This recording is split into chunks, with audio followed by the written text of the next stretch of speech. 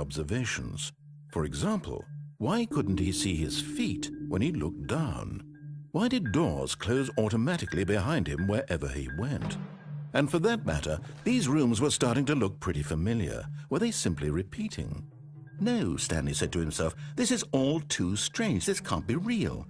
And at last, he came to the conclusion that had been on the tip of his tongue. He just hadn't found the words for it. "I'm dreaming!" he yelled. "This is all a dream." Oh, what a relief Stanley felt to have finally found an answer, an explanation. His co-workers weren't actually gone. He wasn't going to lose his job. He wasn't crazy after all. And he thought to himself, I suppose I'll wake up soon. I'll have to go back to my boring real-life job pushing buttons. I may as well enjoy this while I'm still lucid. So he imagined himself flying and began to gently float above the ground. Then he imagined himself soaring through space on a magical starfield, and it too appeared. It was so much fun, and Stanley marveled that he had still not woken up.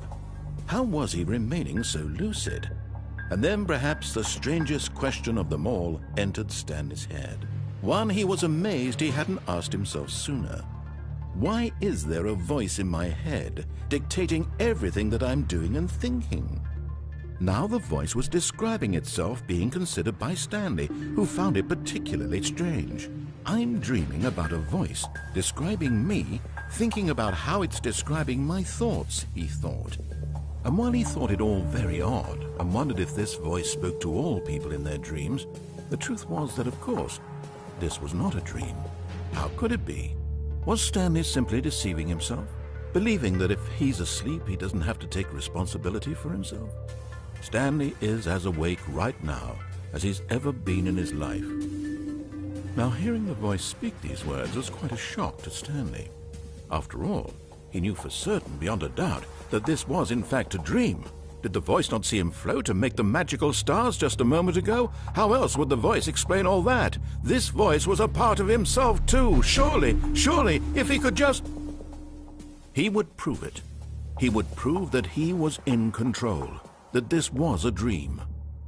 So he closed his eyes gently, and he invited himself to wake up.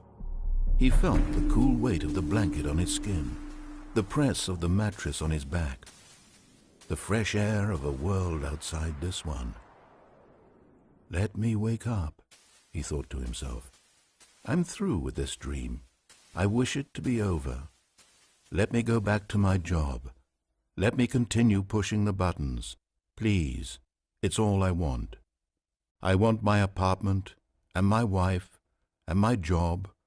All I want is my life exactly the way it's always been. My life is normal. I am normal. Everything will be fine. I am okay.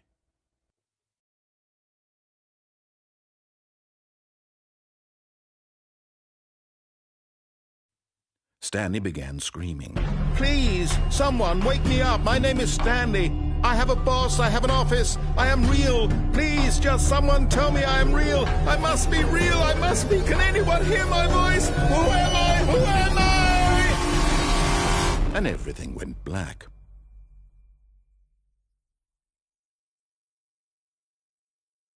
This is the story of a woman named Mariella. Mariella woke up on a day like any other. She arose, got dressed, gathered her belongings, and walked to her place of work. But on this particular day, her walk was interrupted by the body of a man who had stumbled through town talking and screaming to himself, and then collapsed dead on the sidewalk. And although she would soon turn to go call for an ambulance, for just a few brief moments she considered the strange man. He was obviously crazy. This much she knew.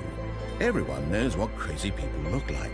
And in that moment, she thought to herself how lucky she was to be normal. I am sane. I am in control of my mind. I know what is real and what isn't. It was comforting to think this, and in a certain way, seeing this man made her feel better. But then she remembered the meeting she had scheduled for that day. the very important people whose impressions of her would affect her career, and by extension, the rest of her life. She had no time for this, so it was only a moment that she stood there, staring down at the body. And then she turned and ran.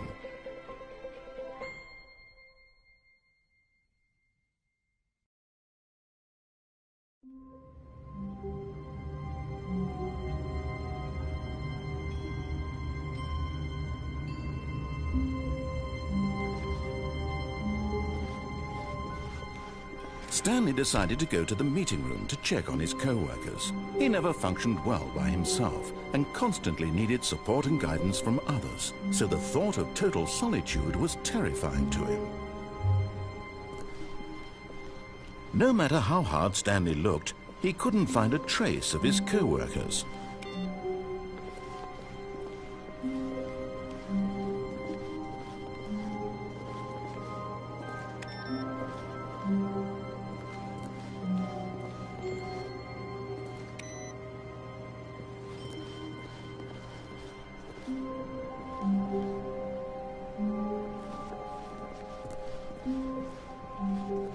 When Stanley came to a set of 2 open doors, he entered the door on his left.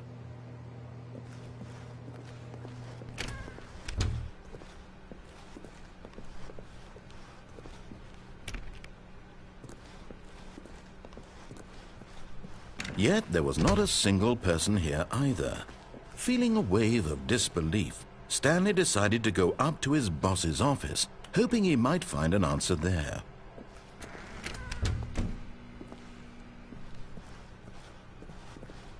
Coming to a staircase, Stanley walked upstairs to his boss's office.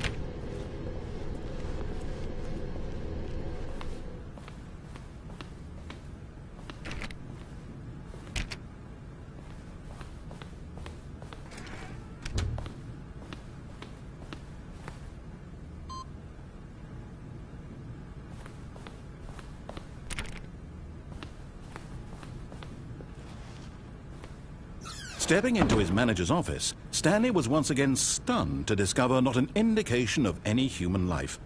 Shocked, unraveled, Stanley wondered in disbelief who orchestrated this, what dark secret was being held from him. What he could not have known was that the keypad behind the boss's desk guarded the terrible truth that his boss had been keeping from him. And so the boss had assigned it an extra secret PIN number, 2845. But of course, Stanley couldn't possibly have known this.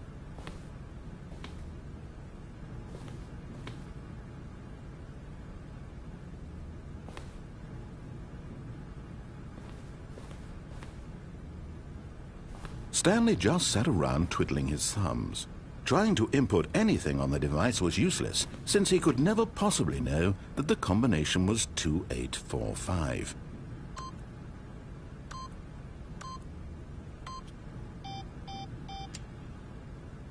Two, 845.